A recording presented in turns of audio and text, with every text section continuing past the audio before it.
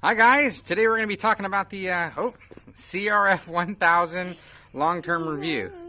And of course my daughter's going to apparently help me today. Yeah? Yeah, okay. So, long story short, I have a CRF1000. It's a CRF1003 AC actually. It's the manual version. I've had two of them. One of them I rode about 26,000 miles. And this one I actually have 45,000 miles on it. So here we go. Alright guys, so it's the 71,000 mile review for the CRF1000. So my background, and this is how the review is going to go. I'm going to tell you what I think about the motorcycle. Obviously this is a review from a single person, and everybody's background makes the review a little different. So my background is actually in kind of more street. I have about 15 years of street experience, and I've never really had an ADV bike except for I had a BMW 650 GS for a couple of years. But I've had this one now for about, 3-4 years now. And so altogether I have 71,000 miles on a CRF1000, set up exactly the same way. I actually do a lot of off-roading, and actually got a new set of tires here, so woohoo, got some off-road tires. I can just switch them out in like a couple minutes and we're off-roading. So let's talk about the positives here. So this bike will do everything. This bike is meant for long distance trips. It's meant for off-road, on-road, and let me tell you, she does off-road quite well for her size. Compared to like I've ridden a 1200 GS off-road, a BMW, and it feels a little bit more like a big brick trying to drive that down a trail. This one really feels like it's a itty-bitty dirt bike. Once you're on it and the thing's moving, it lightens up. You're flying down the trails with these things. So this is a great little bike for that. It's super nimble, slow speed on the street especially. I actually do police competitions on this motorcycle, and it's a wonderful, wonderful thing. So, and there's a decent amount of accessories available for this motorcycle. So that's another thing. Alright, and we're pretty low maintenance. I believe the oil changes every 8,000 miles. I don't do it that far. I'm pretty much a 5,000 mile guy. Chain, obviously there's a chain maintenance, but that's just standard for any chain. There's nothing special about it. And I think the valves are every 12 or 16,000. I'll leave a comment. It'll flash. There it is. Okay, so let's talk about the cons. So I do all my own maintenance. I do everything from oil changes to the pesky valves, and let me tell you, getting to these valves is freaking crazy. That's a lot of work to do, and I always made a joke with some people, if I was rich enough, I would literally just trade this bike in when the valves are due and get something new, or get another Africa Twin. So, but I mean, it's not that bad. You could do it. It doesn't take a whole lot of skill to do that. Another negative is that this tank is actually pretty small. I believe it's 4.7 or 4.9 gallons in size, so it'll only get you about 250 miles down the road, unless you're just barely cruising and you're getting great gas mileage, and you can maybe boost that up above 250, but for the most part 250 is about what you're going to look at. Alright, another con to this motorcycle are these fork seals. The stock fork seals, man, they just leak like a sieve. I think it was within about 12,000 miles of both motorcycles, actually, that I had. These were replaced with some higher quality ones, and then I put these little sock boots over it, and, you know, if you don't have them all the way down here, supposedly they don't work as well. I don't know, but it seems to be keeping the dirt out quite well.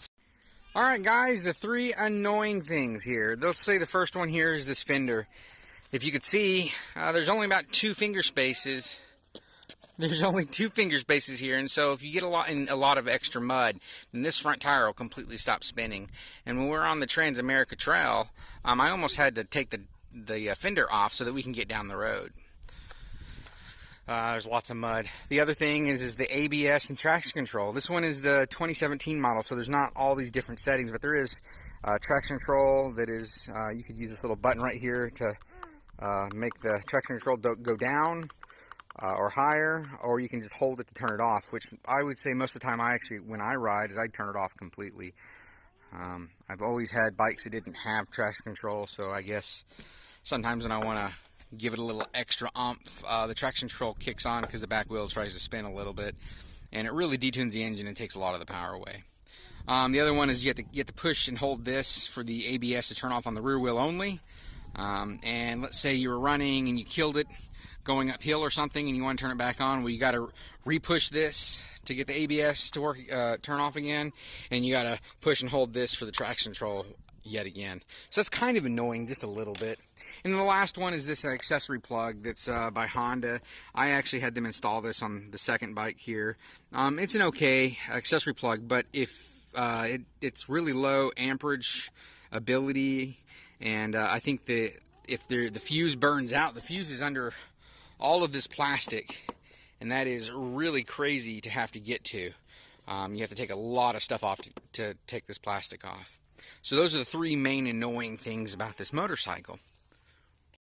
Alright, so let's talk about what others say. So the others say that the suspension is a little weak front and rear. If you're a die-hard off-road person, then yes, the suspension's going to suck.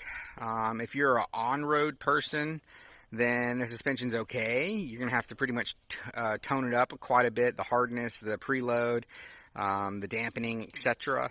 And then if you do want to go off-road and you're doing just pretty much what this bike is designed for, is kind of just the basic off-road, you're not doing typically any single trails or anything like that, even though I've done them, then, you know, this suspension is adequate. Obviously, there's always, you have to kind of split the difference between road and off-road with it. And so, yeah, it is adjustable. The front, there's the dampening and the preload right there, and I believe the rebound, if I'm not mistaken, is down here on the very bottom. I don't know if that's coming up on camera or not. I don't want to get at that angle, but it's on the bottom. And then the same thing applies back here. There's preload right here, and I think your dampening is on the other side with a screw right there. Yeah, let's see if it's right there somewhere. There's a little EB screw hole at the top. So it is fully, mostly adjustable, and it does a pretty good job if you know the way you set it up. Alright guys, so they also say this thing is super freaking tall, but on the center stand, I'm 5'6". I mean, it comes up to what, about hip level, so it is pretty tall that way, but I mean, it's not undoable. The more experience you have, the easier it becomes. So when it finally becomes on this side stand, it's a little bit more manageable, and with boots on, I mean, I'm 5'6". I'll admit, I'm tippy-toeing on both sides. But I mean, it's all about how you ride, right? So I'm 5'6". I have the standard seat height. I think I can lower this another inch or two. But I mean, there's no real need in general. If you need to feel comfortable, then you can. You could always, you know, just step off the side, and if you want to come to the other side, see where the foot is. It's on that foot peg, and you're on the brake. So all you do is just kind of shift yourself off. As you can see on this side, I'm actually flat-footed. And so it really isn't that tall. It's about how used you get to the motorcycle. And obviously you can do that to the other side too. You just keep your foot up. You're not going to be on the brake, obviously. That's not the brake side. But all you got to do is just kind of shift your weight. It's no big deal. So that's one thing that people say, that it's really super tall. It's not bad. I mean, I'm only 5'6". I do have a little bit of experience, so that helps a whole lot. You know. I forgot two things that people think about this motorcycle. They think that it doesn't have enough horsepower. So it has 94 horsepower, but I've never had a problem. I mean, there's still a fun factor and everything else, but if you're looking for something that'll just literally rip you off the seat, and that you could kill a rear tire in 3 seconds or less, then you probably want a Ducati, or you probably want a KTM or something else like that. But in general, this bike has plenty of horsepower, especially off-road. I don't understand why you need 160 brake horsepower. But the last thing that people say is that she's geared a little high. Her legs are a little long in first gear, especially for off-road use. And so people a lot of times will put sprockets on her, but again, that's a preference. There's always slipping of clutch anyway, off-road, so it is what it is. Alright guys, overall comfort. This bike is wonderful. It does everything like I said in the very beginning. It's a really good road bike. It's a great off-road bike. Again, saying off-road as in not a place that a little 250 motorcycle would go, but something like this would go. It beats, in my opinion, the BMW 1200, 1250 GS off-road, but the BMW 1200 and the BMW 1200 GS, it's a much better road bike than this one. So if you're looking for 99% road, this one's probably not going to be the best, but it is a darn good one. If you're looking for something that will do everything no matter what, this is it, man. wind. So when you're sitting behind the thing, I'm pretty short, I'm 5'6", but there's this buffeting that everybody complains about sitting right here. And if you don't get this little accessory right here, this is an aftermarket. I don't know the brand, but there's many people that offer this right here. But normally there's just holes right here that go down to the forks and stuff, and all that air comes up in that area, and it causes buffeting of your helmet. So you're sitting behind this thing, and all of a sudden it's going, you know, just going down the road. But you put this thing here, and you can have the shortest screen on here as you want, and you don't really get any more buffeting. So it's a really nice add-on, and you pretty much need that, in my opinion.